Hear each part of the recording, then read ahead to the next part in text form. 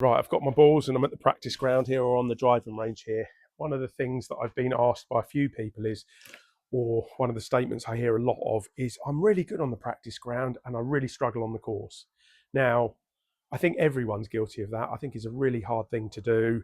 There's a number of reasons. I think I've come up with probably 10 reasons as to why it's easier on the range than it is on the course. Okay. And I think if we go through a few of these and then maybe how we practice, if we can go through how we practice more efficiently and better, you're going to take more of your range kind of, if you like, persona onto the golf course, which is obviously where we want to score.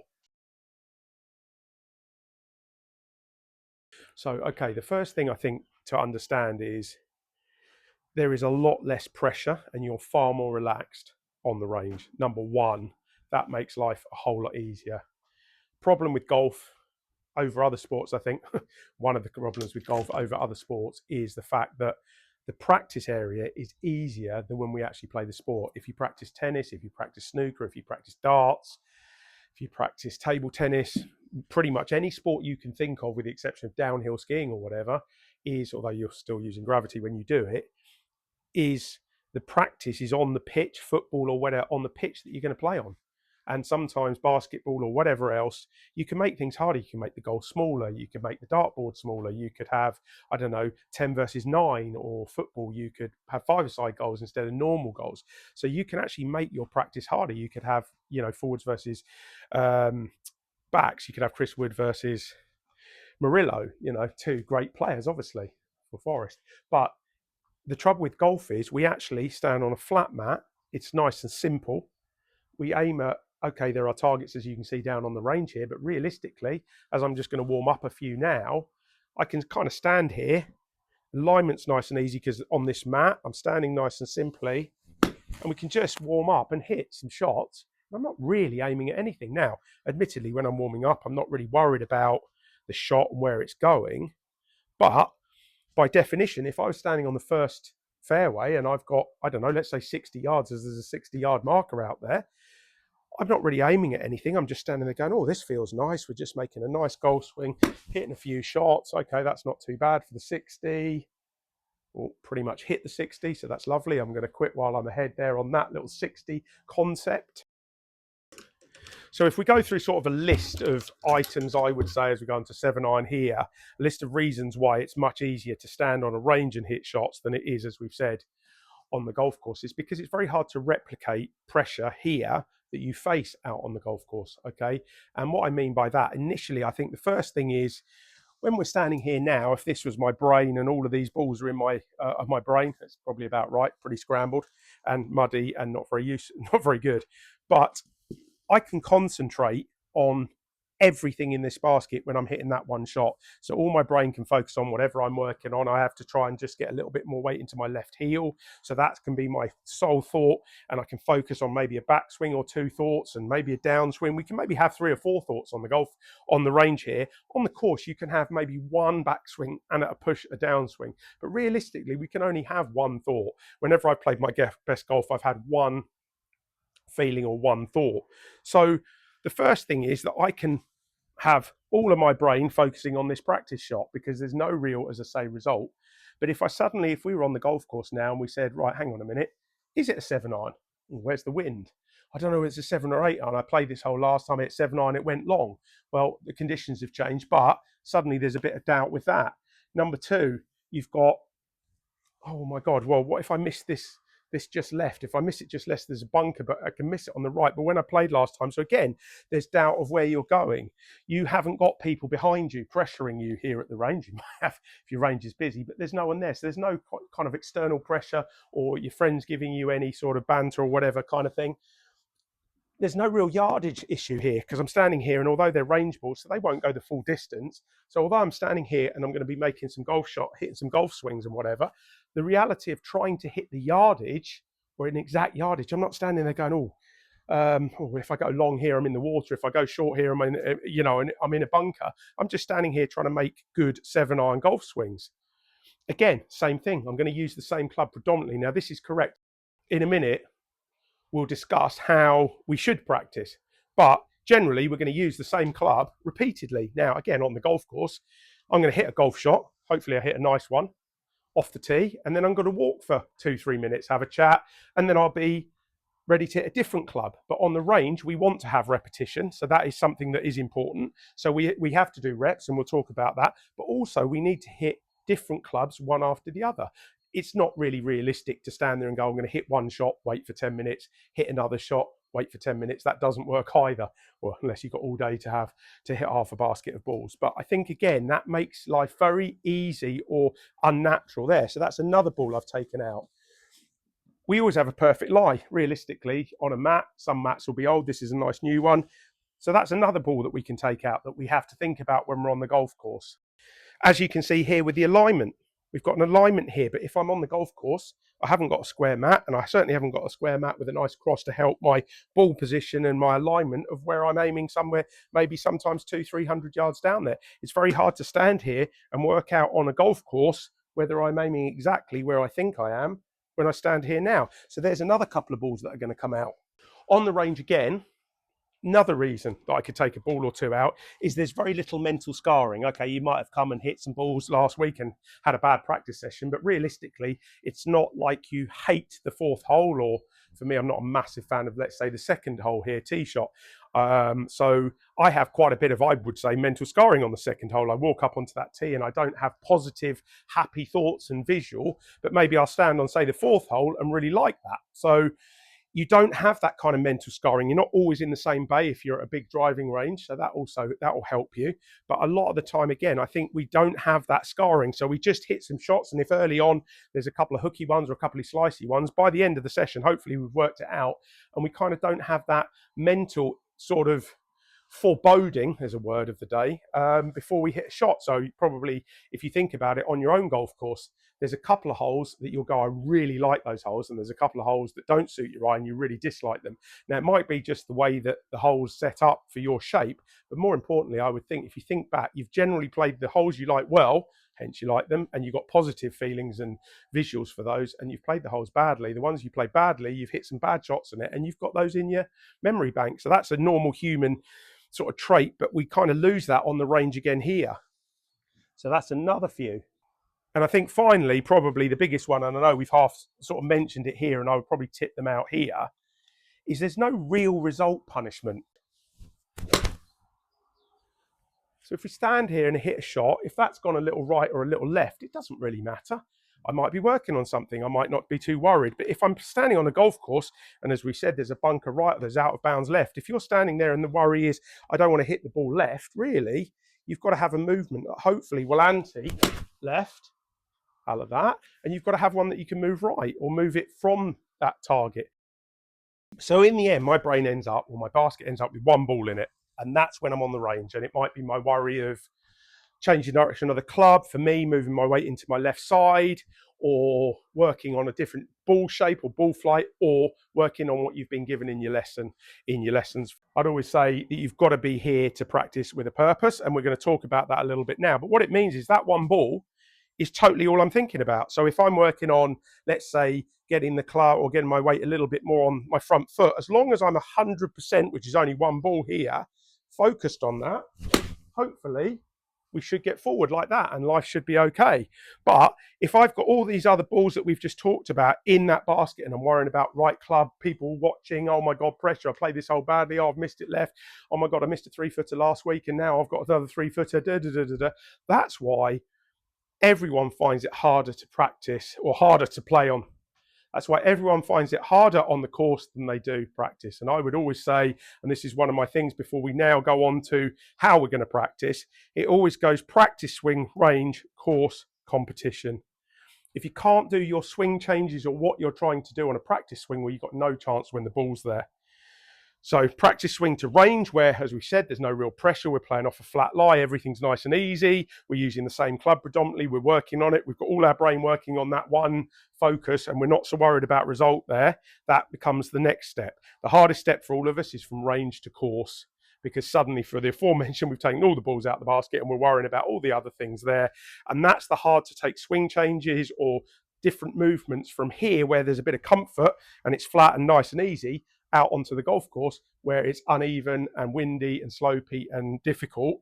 And then for me, the ultimate is what I call competition. So if you're playing against your mates, you're playing in the club championship, you're playing in the British Open, and you're standing on the last hole and you've got a 7-iron or whatever it is into the green, can you then produce your swing, your movement that you need to do at that point to hit that shot? That's the ultimate pressure. Now, how we recreate that is the hardest thing in golf and life, I guess, taking that penalty in the 90th minute, hitting that last serve when you're match point, throwing the last double 16 in the World Championships. You can't really replicate that. But what we're going to do today, and what we're going to try and do, is give you a way of practicing that's going to give you a little bit more pressure and make it a bit more useful, so that the jump from, if you like, range to course isn't so big.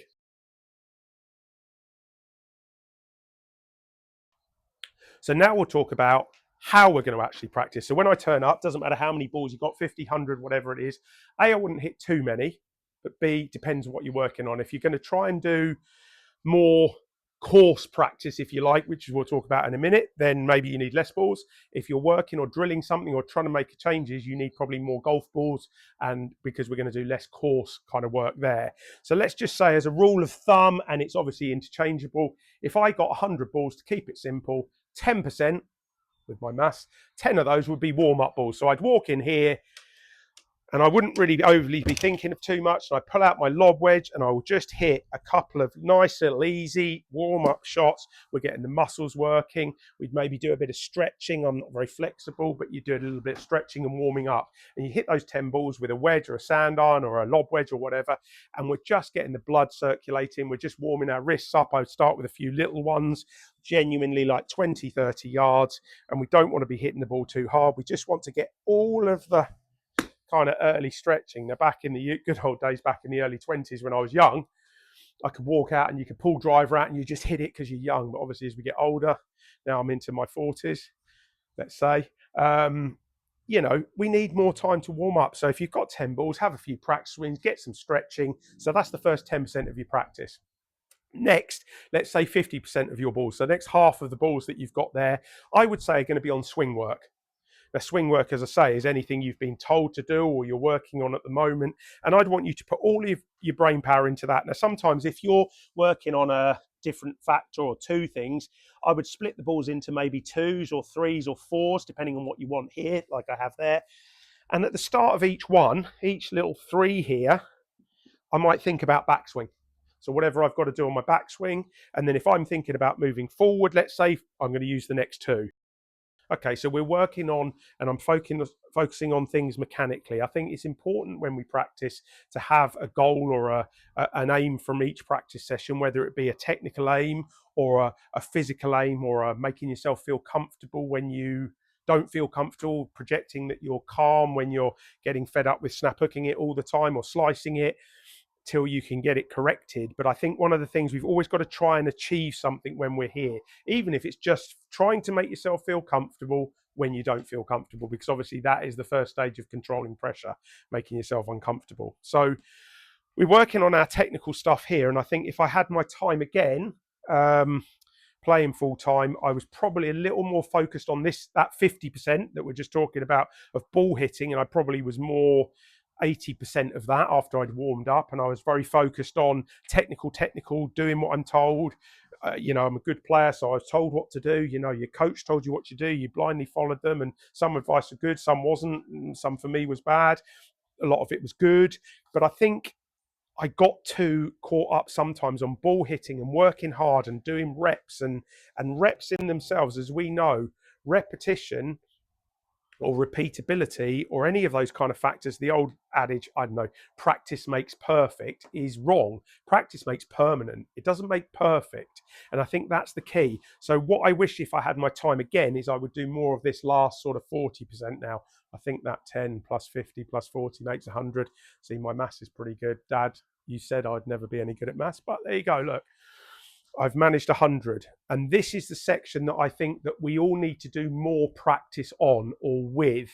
This last 40%, it's going to be the bit of the practice that's going to make us feel uncomfortable. It's going to make it more realistic for being out on the course and less realistic for being on a range. So this is going to be the bit, I think, if you take nothing away from how to practice, or why am I not better here, or why am I better here, and less good out there. This will help bridge that gap between range and course. Okay, so the first thing we can do to make ourselves uncomfortable with that last 40%, I think, is hit different clubs one after the other. So instead of standing there and just hitting 27 irons, as we were saying mechanically, what I want is a 7 iron, and then I'm going to hit a sand iron, and then I'm going to hit a 3 iron, then I'm going to hit a driver. So I'm going to hit one club and then another club, totally different club, one after the other. Okay, that's the first thing that makes us feel uncomfortable. So it takes us away from that happy, I'm hitting one after the other repetition. We've done that to practice. That was in the 50%. That's the first thing I'm going to do. One of the games that I think I like to see people play is play a hole. So mentally play a hole at your club. So if you don't like, let's say I don't like the second, I'd have to hit driver. It's a par 5. Probably hit driver wedge in, and that wedge just be chipping it out the trees. But I want to hit driver first, so I'm going to pull out my driver. I'm going to hit a driver. Bang. Now in a minute, I'll explain I'm not just going to hit a driver. Then I've got to decide, well, if I've pushed it right or I've hit it straight, well, what have I got in? I might have a 3 iron in and I can't miss it right. So on the second here, our golf course, it dog legs round to the right and you cannot miss it right. So this is the next thing that I think is massively, massively important when we practice. And I try and get my really good players to do this when they're practicing. It is very easy as a very good player, the level that we're talking about here, just to hit the same shot over and over again. We've got everything set up and squarely. We don't have to think about alignment. So the first thing I'm going to say to them is, right, pick your target. And we've obviously got our alignment down here to help us. And I want them to hit shots at, let's say, the target of, let's just pick the 150 as it's nice and simple there. Now, instead of just hitting it at the 150, you might hit a beautiful shot. It's just left, it's just right, but it's up round there and you're pleased. I'm going to make them play a game. I'm going to say to them, I want you to hit as near to the 150 in line terms, but you can't miss it right. Okay, so like we said on that second hole, you could hit a great shot in, it pitches 5 foot right of the flag, spins off down the thing, and you're going to make a 6. If I hit it 20 foot left of that flag, it kind of bounces in and it's going to be safe. So I can't afford to miss the ball right of target. Okay, yes, in the real world, I'm going to aim my target a little bit left to allow for that, but I've got to have a shot now where I learn to hit a 7 iron or an 8 iron or whatever it is. Some of you long guys are 9 iron or whatever, but I can't miss it right. I'm then going to flip it and say to them, right, okay, now you've got to hit it at the 150 again, but you can't miss it left. There's a bunker left, just an inch left of that 150 post, but I want it close to it. So what that'll do is twofold. One, it gives you a little pressure because suddenly it's not just hitting it at it, it's trying to guard against one or other side. That's really important because that's realistic on the golf course. If the flag's on the right edge and there's water or left edge or middle or bunker, we need to be able to control that. It'll also teach you which flag is easier to go at. Sometimes you'll stand there and you'll go, oh, okay, moving the ball, let's say on a left to right shape into that flag is much easier. But when it's the other side, oh, I really struggle with that. I don't like drawing it in, or I don't like moving it that way. So if the flag's on the right, you leave it alone. If the flag's on the left, you can go at it, and vice versa. So you'll learn which flags suit you, which shape suits you, and how you feel. Now, that's up to you. Now, next thing I'd like to say is you'd then do that, but you'd go at different targets. So instead of just saying it's the 150, I go 150 first shot, then maybe, I don't know whether you can see it, there's an 80-yard or a 100-yard marker. Then I go, well, I want to be on the edge of the tree, but I can't be right. So I think you have to pick a different, if you like, target every time. This is a great little thing as well. Make yourself feel uncomfortable on the mat. So although we're talking about aiming at different points, left, right, not missing it left, not missing it right, how can I draw it into the target, if you like, or am I better moving it away from trouble? Am I better moving it towards trouble? You'll learn all of that. Also, what you'll find under pressure is you'll start to be able to say, well, actually, cool, when I make it a little bit more nervy and I can't miss it left, and to be honest, if I miss it left of this 150 now, I'm going to put £1 in the charity jar, or I'm going to send Simon 50 quid. That would be more pressure, 100 if we're going to go down that road.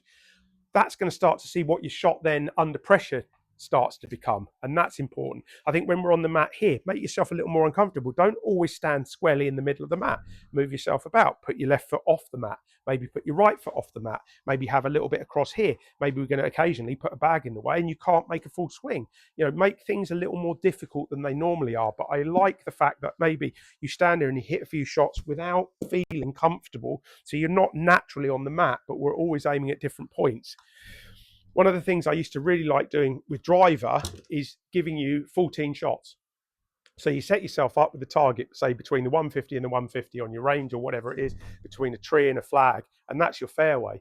and you stand there, and every practice session you're only allowed 14 shots, because really on a normal golf course generally you're going to hit 14 drivers, and you stand there and you hit your 14 drivers and you see how many fairways you can hit. Now next time you come to the range you may have hit 6, you've got to hit more obviously. What you'll also start to feel is, oh hang on, if I've got 8, I've hit 8 fairways, this is going to be my all-time best. If I can get 9 in the last 2 here, I've got 2 left, and you suddenly hit 2 slices or 2 hooks, you know under pressure again, that's what your bad shot is. We can use that then when we're playing on the golf course. So they're kind of key things that apply pressure, that make things more realistic for playing on the golf course than they are just on the range.